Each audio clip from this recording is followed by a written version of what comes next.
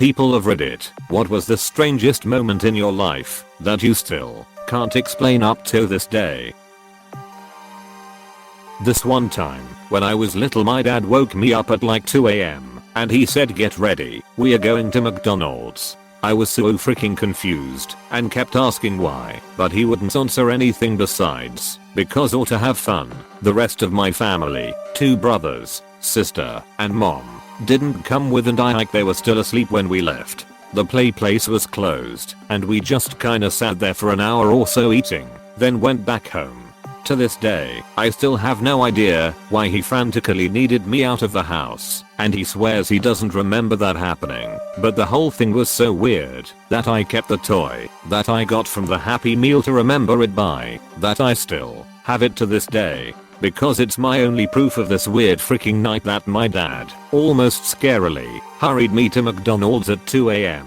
I have 2 thoughts. My sister crapped the bed and they were worried I'd make fun of her. Maybe they somehow noticed like rats or something in my room, but were worried I wouldn't be able to sleep if I knew that there were rats and they needed an hour or so to get it out. Either way, very strange night that my dad refuses to tell me the truth about, which only makes me think it's something much worse. Like, I'm 23 now. If you said yeah, our sister crapped the bed and we didn't want you to know, I'd have been like cool, nice, good thinking lol, but he refuses to believe that it happened. What happened? I saw my doppelganger while driving in a parking lot. We passed each other going super slow and made eye contact. We both started laughing and then continued on. My wife was sitting in the passenger seat and saw him as well. It was super weird and really fun for whatever reason. We still talk about it 10 years later. I regret not stopping and finding the guy to take a photo together. After I totaled my car, a man with burn scars all over his face and hands came to my window. He asked if I was okay and then came and sat in the passenger seat. He said, "I need you to know that everything happens for a reason." I said, "I know." The next thing I know, I'm talking to the other driver and police and the guy is just gone. No one else saw him. This happened when I was in 8th grade. I attended a small private Christian school at the time. School started at 8, but my dad had to work early, so he usually would drop me off at about 7:15. I would then go to before care, where an adult basically supervised everyone who was early. I remember it as an ordinary morning. I felt totally fine and did what I usually did in before care, went to the back corner of the cafeteria, lay my head down on the table and closed my eyes for a few minutes before my school day began.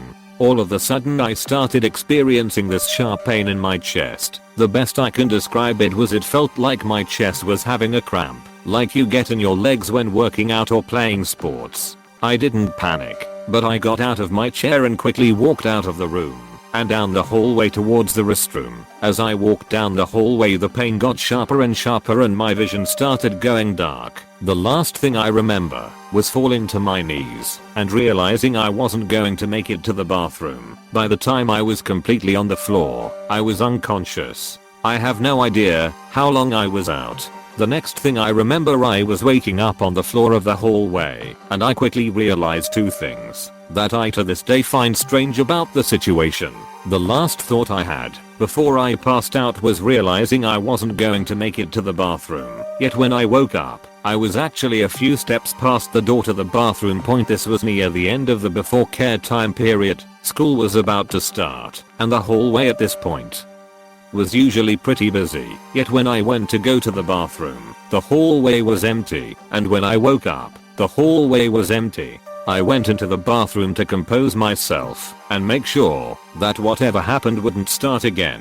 After that I went back to before care and on with my day. I felt completely fine, and to this day that pain in my chest has never returned.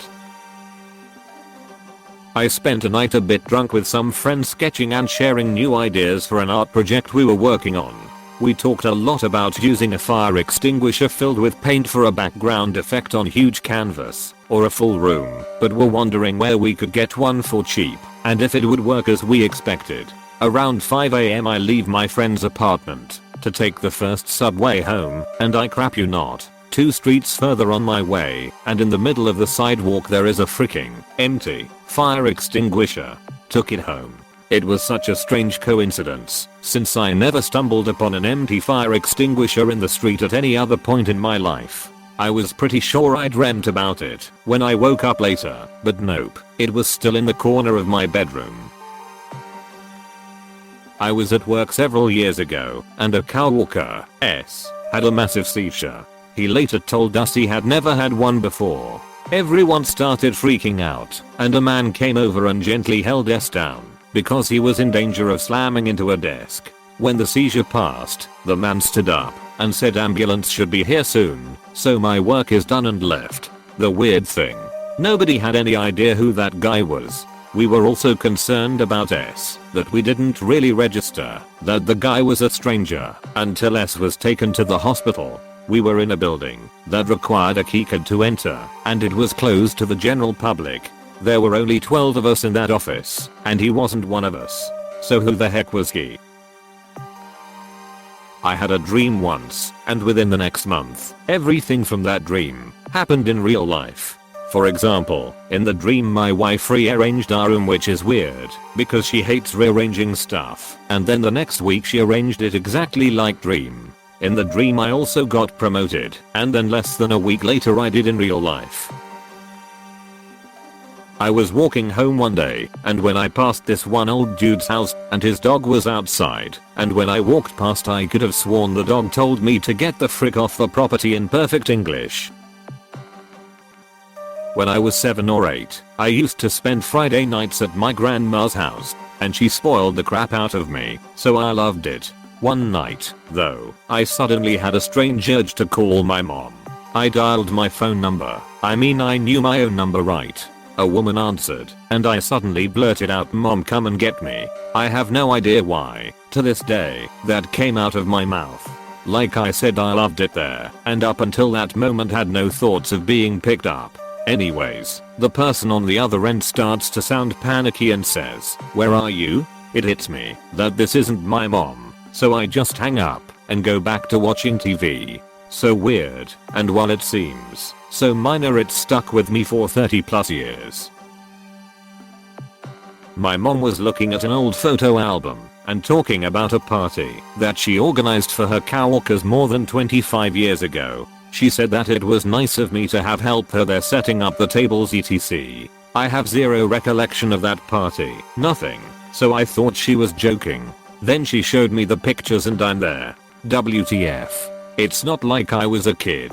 I was maybe 19 or 20. I wonder what else my brain erased. I was at a gas station and just finished buying something from inside. I came out, and a burly man with a t-shirt that had some sort of meat business on it came up to me asking if I was interested in purchasing bulk frozen meats. I was absolutely broke except for about $500 on my credit card available. I didn't want to buy anything, but my mouth blurted out yes, as if my life depended on it. A few minutes later I went home with a month's worth of vacuum sealed fish and chicken. I don't know what said yes, but it wasn't me.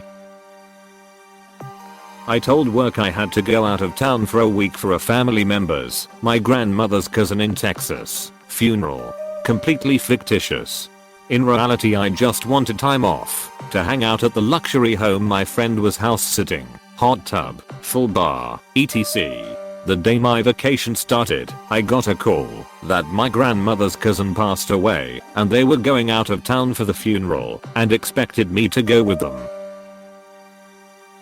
Friends and I in my crappy Mazda smoking weed in the alley behind my GFS house. Neighbor walks out and starts punching an electric pole until his hands look like hamburger meat and there is blood soaking his white shirt. He calmly walks back into his house. We uncalmly get the frick out of there. Okay, this happened at my grandma's house. I was lying awake on the couch in the middle of the night when this kaleidoscope of colors and lights appeared on the ceiling and began moving around the walls. I silently watched it until it disappeared and went to sleep. I shared the living room with my sister, and my grandma slept in a chair to keep us company. Since it was dark and I hadn't heard anything, I assumed I was the only one still awake to see it. The next morning at the breakfast table, my grandma brought up the light show she had seen the night before and didn't seem to know what it was. She described what I'd seen perfectly. After she left the table, my dad and aunt both seemed very concerned that she might be losing her mind. In my little kid brain I thought, if I told them I'd seen it too they might think the same about me, so I kept quiet about it. If it hadn't been for the fact she'd seen it too, I would have chalked it up to a number of things. But I honestly don't know what to make of it. I have what I call totally useless precognition.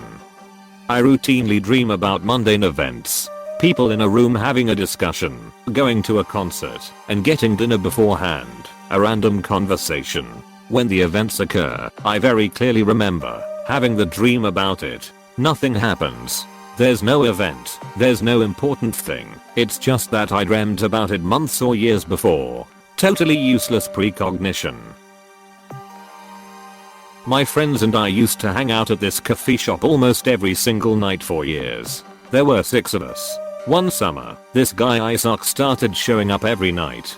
He was around our age and was from out of state, staying with his grandparents for the summer. He became part of our group, playing board games with us, talking till like 2 AM.